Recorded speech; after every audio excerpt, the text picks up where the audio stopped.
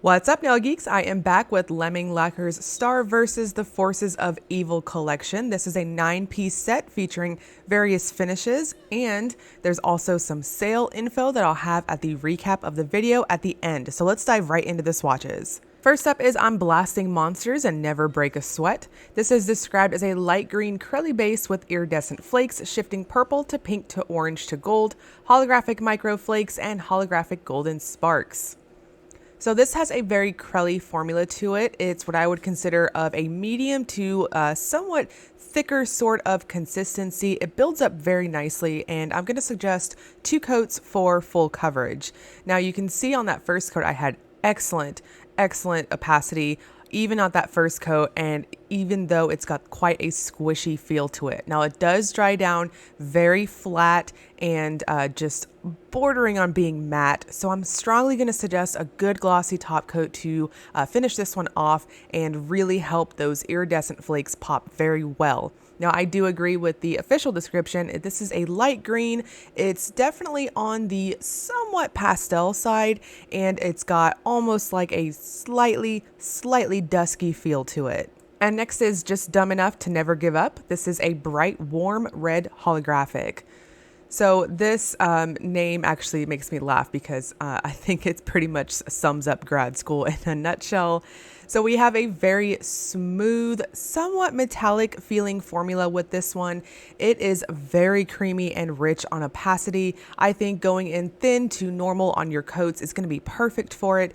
It self-levels very well, and this has a very strong holographic effect. Even in my kitchen lights as I was walking around, I definitely saw quite a bit of rainbow action. So in the sunlight, it's absolutely going to be quite a bit of that hollow effect. Now for opacity, I'm going to suggest 2 coats on it and you'll be good to go. This one dries down flat as well, almost like that nice metallic flat type of feeling with very strong holographics. So again, you're seeing a glossy top coat.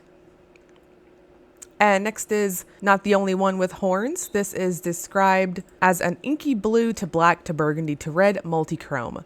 Now this one, I do think, at least in my opinion, that I'm seeing that black to red multi-chrome pigment, but we have a very inky, deep midnight blue base. Really pretty. So in indoor lighting and even some types of very bright light, so if you're like outside or whatnot, you'll absolutely see, as opposed to that strong gunmetal in the original pigment, you'll see this somewhat bluish sort of lean, kind of going along with that grayed sort of middle appearance, especially if you have a strong C curve.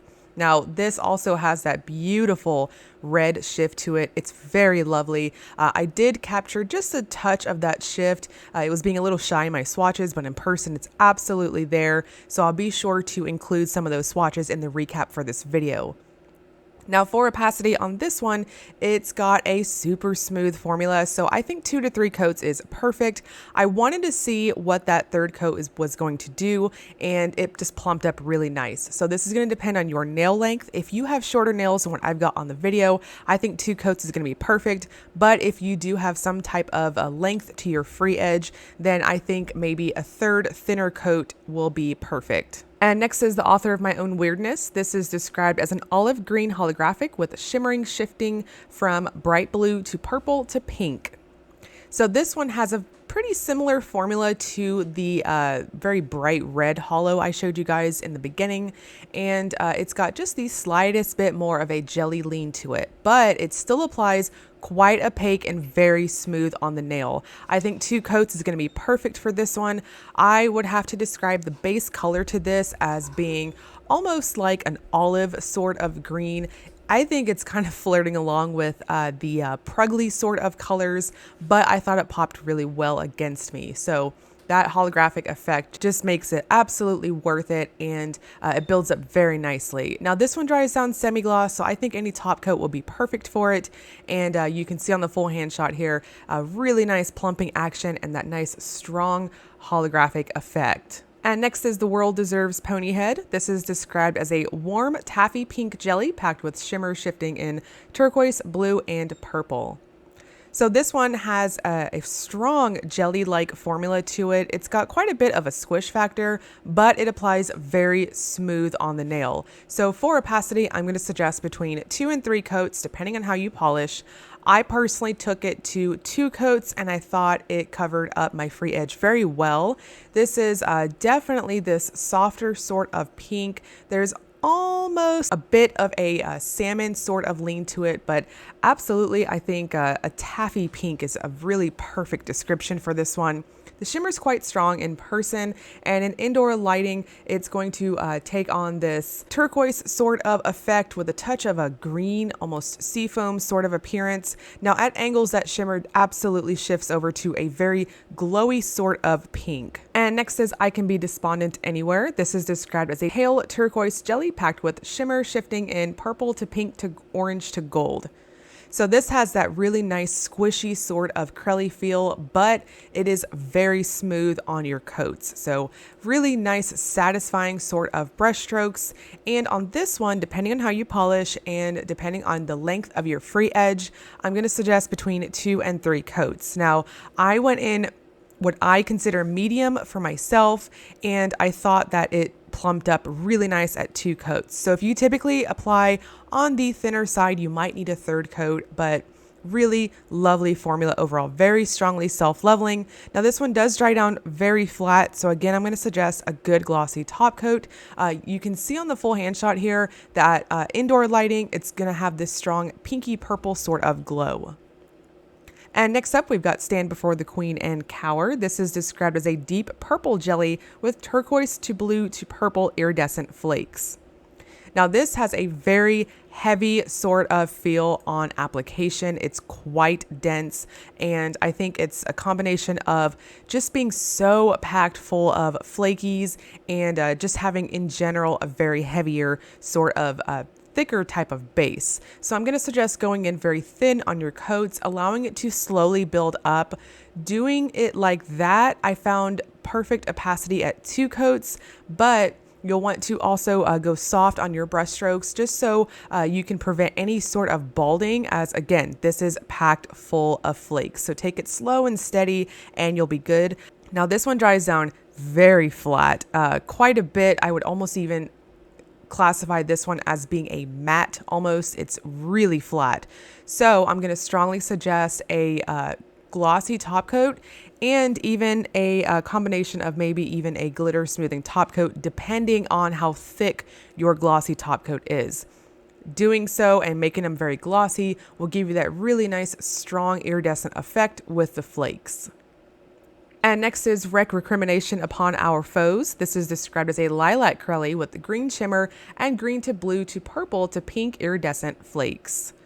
So this base color is very pretty. I absolutely would classify it as a soft sort of pastel type of lavendery pink sort of appearance. Kind of gives me like ballerina vibes, if you will. This also has a strong iridescent effect from the flakes, a really nice lighter sort of formula to it, and it built up really well for me at 2 coats. So depending on how you polish, if you go in thin, you might need a 3rd coat on this one, but if you polish like myself, I think 2 coats is really nice. It gives this very soft sort of appearance. Now this one also dries down quite flat, similar to the previous flaky I showed you guys. And again, I'm going to suggest a very strong glossy top coat to seal this one up, and really lovely sort of soft iridescent feel. And lastly, we've got You've Got to Dip Down. This is described as a bright blue jelly with iridescent flakes shifting from pink to orange to gold. Now this one also has a really nice jelly sort of formula to it, very strong squish factor happening, and I'm going to suggest 2 to 3 coats depending on how you polish. Now I am feeling like on my video, I did switch up my light setup. PS, I feel like watching the playback here that this might come off more like a periwinkle on some screens. So just in case it does, please note this is absolutely a very vibrant sort of medium blue in person. It's really, really pretty, very strong blue action, and just I'm not really seeing the periwinkle vibes here, but again, I do always panic. I want you guys to see as close to possible as what I'm seeing in person. Now for opacity, I think 2 coats is going to be perfect on this one. Again, really nice, thicker sort of formula. The flakes in this one aren't quite as large as the previous 2 flaky finishes, but it definitely gives you that nice pinky and gold sort of mosaic iridescent effect. Now the collection will release April 30th at 7 p.m. Central Time. The prices individually for each will be between 11 and 13. You can grab the full 9-piece collection for $100. I will break all of this down below, and she's also having a 6th anniversary customer appreciation sale, so be sure to wish Lemming a very happy brand birthday. From Friday, April 30th through May 5th, you'll get an automatic 25% off everything except this new collection on orders $25 or more, and this new set will be 10% off during the sale. No code needed. I will link you guys below to Lemming Lacquer's website if you want to check that out, as well as the Facebook fan group if you want to see additional swatches, all that good stuff. And as always, if you enjoyed the video, please like and subscribe. Thank you so much for watching.